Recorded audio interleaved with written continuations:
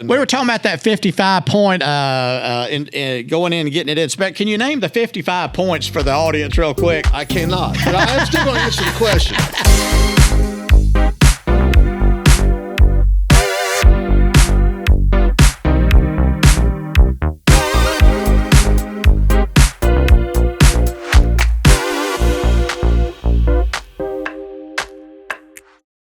And welcome back to another edition of the Two Ball Tires podcast. I wonder which one this is for us. It's probably like 9 or 10. Is that right? Feels like 100.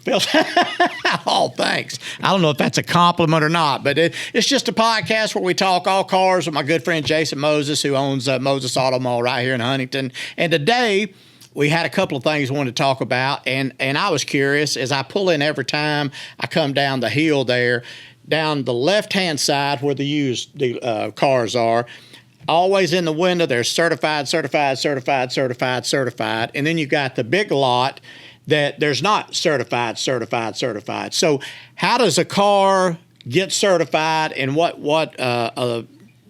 you have to do to get a car certified, and what's not certified on the other side? It's a good question, Cledus. You know, the first thing I would tell you is that unlike some dealers, every single one of our used cars goes through a rigorous inspection process. So any vehicle we have out there has been through the shop. We've done at least a 55-point check on the vehicle and made sure that it is what we would consider sales worthy, so we don't have problems down the road.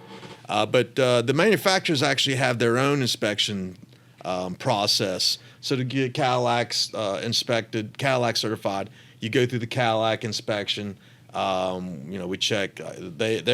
Most of our inspections internally are more mechanical safety, but Cadillac actually has has to go through a cosmetic inspection as well. So that we go through this inspection, it has to meet certain mileage and age requirements.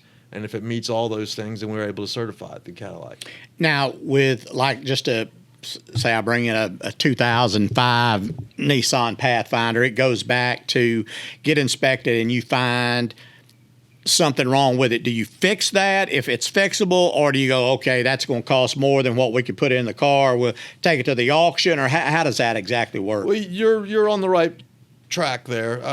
First of all, it depends on how nice the vehicle is, how marketable we think. Sometimes we're willing to spend extra money back in the shop. Right. If it needs something, we think, gosh, I know we're going a little over budget on what we want to spend on, but this is going to be a really nice vehicle for somebody. Right. Then we go ahead and spend the money and put it on the used vehicle lot. But sometimes we run a vehicle back there and it has more issues than we're willing to invest in, and then we take it to the auction, or we sell it to one of the guys on the side of the road. I think I bought a couple of those, but we won't get into that right now. No, I'm just kidding. They don't usually care as much about the. Let me ask you a tough question here. I don't know if you want to answer this or not. You don't have to if you don't want to. But what do you think the percentage of people are that bring a used car in that's sitting there eating across the street going, I'm fixing to unload this thing over here at Moses. I don't want to fool with it. I know this transmission's about to go out, or the motor, it's leaking oil. How many people would actually come in here and share that with you and go, hey, I'm just going to give you a heads up. This is what you need to look for. Not that you still want to take it on trade because you got the ability to fix it. But do you find that people are honest when it comes to that, or are they just like, I didn't know nothing about it. My bad. Sorry. First of all, we need to do a podcast where you try to ask me a question I don't answer.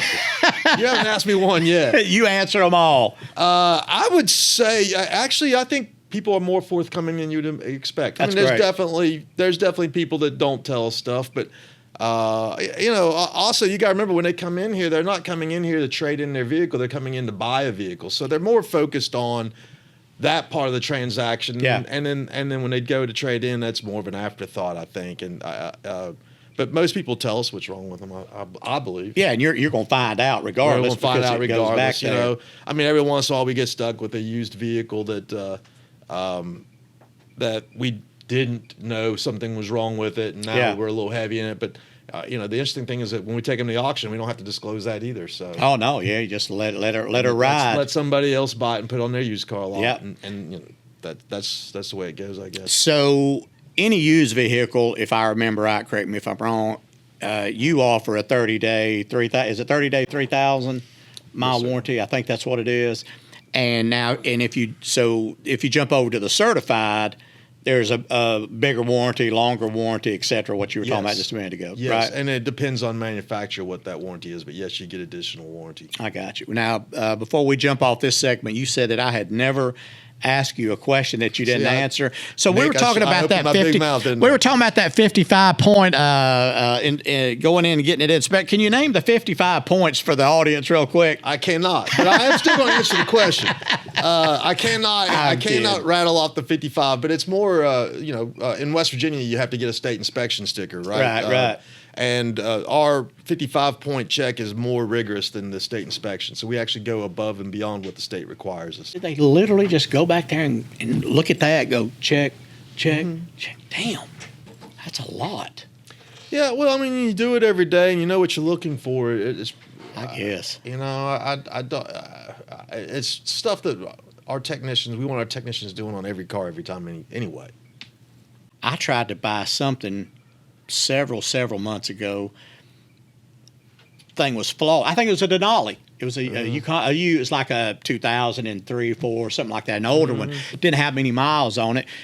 They wouldn't sell it to me though. Said that they felt like the transmission was going bad, and they just weren't going to sell it. And I said, man, I drove it. I said, I don't. It doesn't feel like that to me. And I had to listen to the professionals. Dylan and Travis said, we ain't selling it. We're not going to sell it to you. We're not going to sell it to anybody. We're going to take it to auction. There's something wrong with it. So I think that's you never really, and I've said this before, you never really know how honest someone is until you work with them behind the scenes. I used to do commercials for a roofing company in Ashland, and I'll never forget one of the guys, I heard him over telling the salespeople, if I ever catch you lying about a roof needing repaired, you'll be fired immediately. Now, I wasn't involved in that conversation, but I thought that's really cool that they'll say that. They don't want. A lot of people go, hey, look here, just slide, just tell them that needs a new roof. We need to spend the money. Same in the car business. It's good when somebody will be honest with you like that and say, yeah, it looks good, shiny, wheels look good, but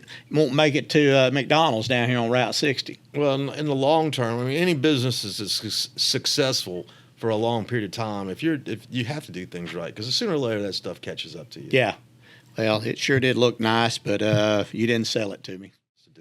I don't know if I can say this out loud, but I don't think everybody does that in the car business. There's definitely people out there that do not inspect their vehicles. Yeah, they may do a 6 or 7 point inspection. I think there's a lot of dealers out there that the car gets a cleanup and gets put on the lot. And sometimes it don't get that. You buy Coke cans, candy wrappers, and all. Yeah. You ain't gonna do that here though. Come on down the hill, Moses AutoMall. Jason, thank you so much, buddy. Please. All right, see you guys. See you next time.